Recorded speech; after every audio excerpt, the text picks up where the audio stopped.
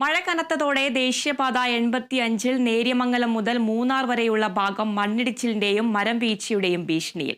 പാതയിൽ നവീകരണ ജോലികളുടെ ഭാഗമായി മണ്ണ് നീക്കിയതാണ് അപകടാവസ്ഥയ്ക്ക് കാരണം.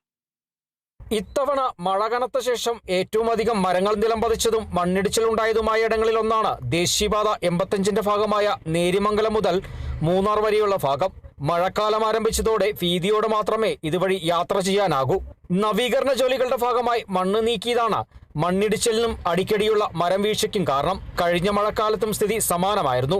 സംരക്ഷണ ഭിത്തി നിർമ്മാണത്തിനായി മണ്ണ് നീക്കിയിടങ്ങളിൽ മഴയ്ക്ക് മുമ്പേ ഭിത്തിയുടെ നിർമ്മാണം പൂർത്തീകരിക്കാൻ കഴിയാതെ വന്നതും ഓടയുടെ നിർമ്മാണത്തിന് പലയിടത്തും അശാസ്ത്രീയമായി മണ്ണ് നീക്കിയതും ഇപ്പോഴത്തെ പ്രതിസന്ധിക്ക് കാരണമായതായി പറയപ്പെടുന്നു. എന്നാൽ കാലവർഷ ശക്തിയായി ഇപ്പോൾ അശാസ്ത്രീയമായുള്ള മണ്ണെടുക്കൽ മൂലം കട്ടിങ്ങുകളെല്ലാം ഇടിയാൻ പാകത്തിന് ആളുകൾ വലിയ ഭീതിയിലാണ്. മണ്ണ് കട്ടിങ് സൈഡൊക്കെ മണ്ണ് എടുക്കുമ്പോൾ അശാസ്ത്രീയമായി എടുക്കുന്നതിൻ്റെ ഭാഗമായി അതിൻ്റെ റോഡ് സൈഡിൽ നിൽക്കുന്ന മരങ്ങൾ മറിഞ്ഞു വീഴാറായി നിൽക്കുന്നു. മരം വീണ് വഴി ബ്ലോക്കാവുന്ന സാഹചര്യം ഉണ്ടാകുന്നു. വാഹനത്തിൻ്റെ പുറത്തേക്ക് അടക്കം മരം വീഴുന്ന സാഹചര്യം ഉണ്ടാകുന്നു. അപ്പോൾ ദേശീയപാതയുടെ നിർമ്മാണവുമായി ബന്ധപ്പെട്ട് അതിന് നേതൃത്വം കൊടുക്കുന്ന കമ്പനിയും അതിൻ്റെ ഉദ്യോഗസ്ഥരുമെല്ലാം ഈ ഇത്തരം അപകടങ്ങൾ ഒഴിവാക്കാൻ വേണ്ട മുൻകൂട്ടി അതിൻ്റെ തയ്യാറെടുപ്പുകൾ നടത്തേണ്ടതായിരുന്നു.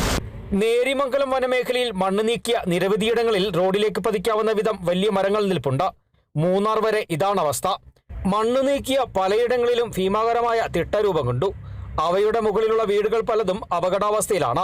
ഇടിച്ചൽ ഭീഷണി മൂലം ചിലർ മറ്റിടങ്ങളിലേക്ക് താമസം മാറി. മണ്ണിട്ട് നികത്തി ഓടകളും കലുങ്കുകളും അടഞ്ഞതോടെ മഴവെള്ളം കൃഷിയിടങ്ങളിലൂടെ നിരന്നൊഴുകുന്നുവെന്ന പരാതിയും ഉയരുന്നുണ്ട്. മണ്ണ് നീക്കിയിടങ്ങളിൽ സംരക്ഷണ ഭിത്തി നിർമ്മാണം പൂർത്തിയാക്കാൻ വൈകുന്നത് മൂലം ദേശീയപാത തന്നെ ചിലയിടങ്ങളിൽ ഇടിച്ചൽ ഭീഷണി നേരിടുന്നു. ഇതുമൂലം കല്ലാറിനും 2-ാം മൈലിനുമിടയിൽ ഗതാഗത നിയന്ത്രണം ഏർപ്പെടുത്തിയിട്ടുണ്ട്. ശക്തമായ മഴ തുടർന്നാൽ കൂടുതലിടങ്ങളിൽ മണ്ണിടിച്ചിലുണ്ടാകുമെന്ന ആശങ്കയിലാണ് വാഹനയാത്രികർ ദേശീയപാത 85-ലൂടെ കടന്നുപോകുന്നത്. Kerala vision news, Idukki.